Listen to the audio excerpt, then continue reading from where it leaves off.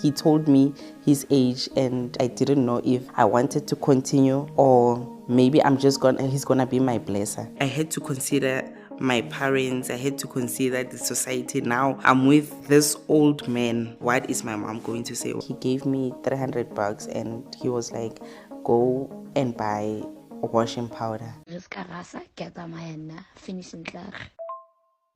O tla nyela wena. He mehlolo keo.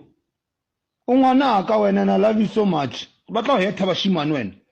You are my child. Yo nka hlanya. I met him in 2018 at this local crèche that I was working in. So he invited me over. It was on a Friday. I met him when I was on my way to work. When I got there, he wanted to go somewhere, I think to the shops. Yes, he asked me to accompany them. He gave me $300 and he was like, go and buy washing powder. So I didn't even know or prefer a washing powder if I just went there and bought 3 of them. Before we left, he told me his age and I was skeptical. Now I was like skeptical. I didn't know if I wanted to continue, like I wanted to be serious or maybe he's gonna be my blesser. When we got back, he offered me wine. He used to buy wine of the month, so they would deliver them in a box. So he offered me a wine. It was my first time ever drinking wine. I asked for another bottle because in my system. I was still sober. So I asked for another bottle. He gave me that bottle. I drank 2 bottles and then we went on, I think I went home for around 11 p.m. So he took me home, he asked for my numbers. He asked for my numbers after everything has been done. Imagine.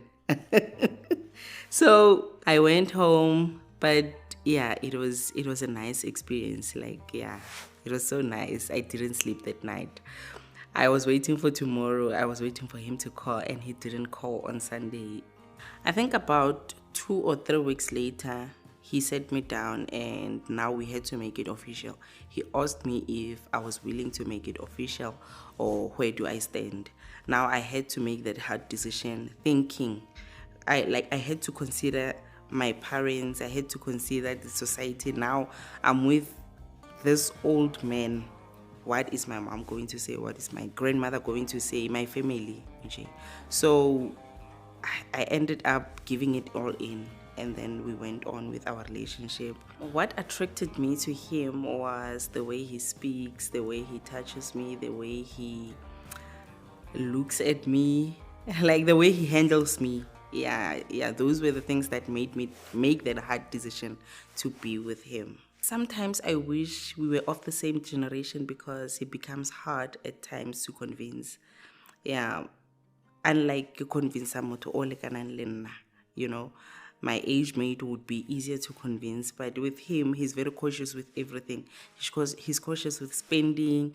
He's literally cautious with everything. Like I would want something, and he would give me reasons why we shouldn't get that thing and get more important things.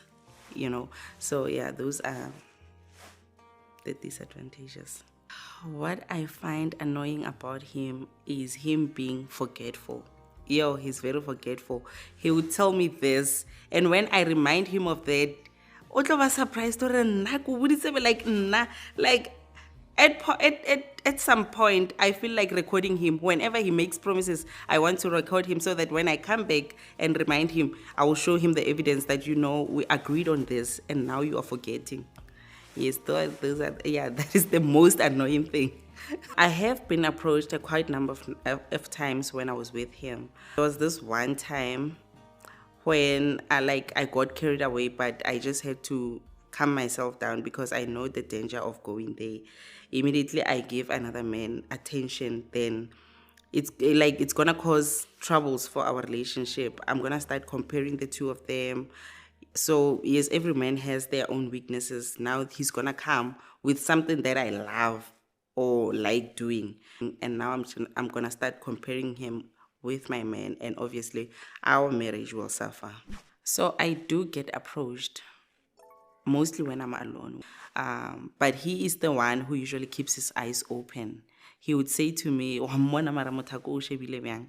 You see, those type of things.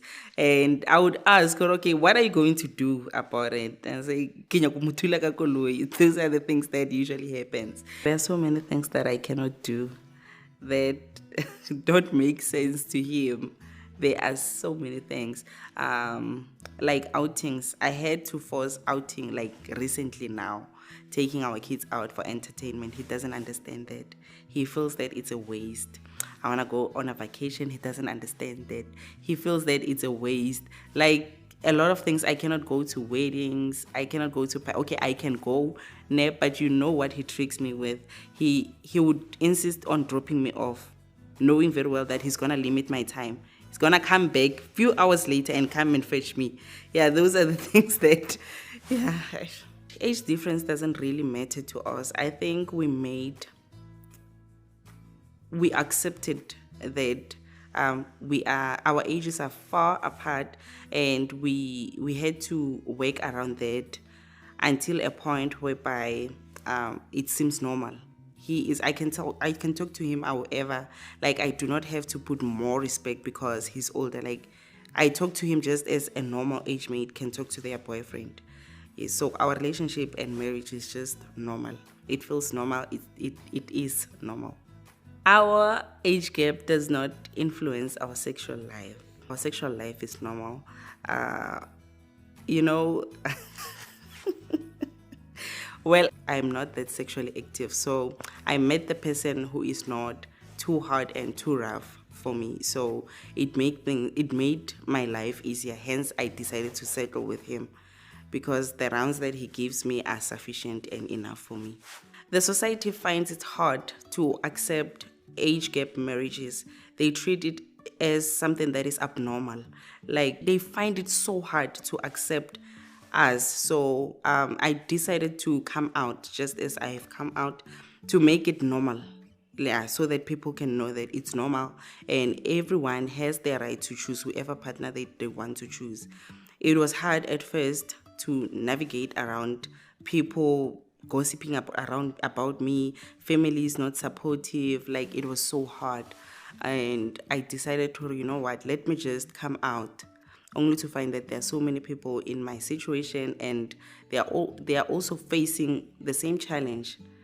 So I'm trying to make it normal, yes, so that the society can see it as normal. Like, okay, they are dating or they are married, and they do not have to talk about that. The first thing that comes to my mind whenever someone refer him to as my dad or my grandfather, like I feel like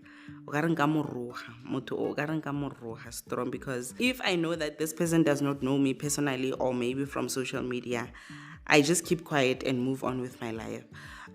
But if someone is doing it intentionally, that's when I come for them. There was a time whereby I felt like I had not gone to social media about our relationship because it brought division, like a little division to Morona. Like my husband was just so offish. Whenever he reads those comments, I could see that, he's not okay. He's not okay. They are damaging him and they are affecting him. So at some point, I felt like, mara, nakiya kai, we wouldn't even be here. To a point whereby even when I take my phone and try to shoot, like he doesn't even want to be on the pictures. I think maybe that happened because of the remarks of what people used to say. I lost a few friends after they found out because those are the ones that came to me straight and told me to separate with him because they think I am with him for his money. So I had to cut them off because I know that I'm not with him for his money. That was back in 2019. And in terms of family, my mom also thought I was in it for money, but I had to assure her that I'm not in it for money because I can't cut my mom off. I had to sit her down and explain to her that I love this guy. He's the perfect man for me. So my mom thought it was just a phase that will pass. Like maybe later itla feta. So she gave me the go ahead. when I first found out that my in-law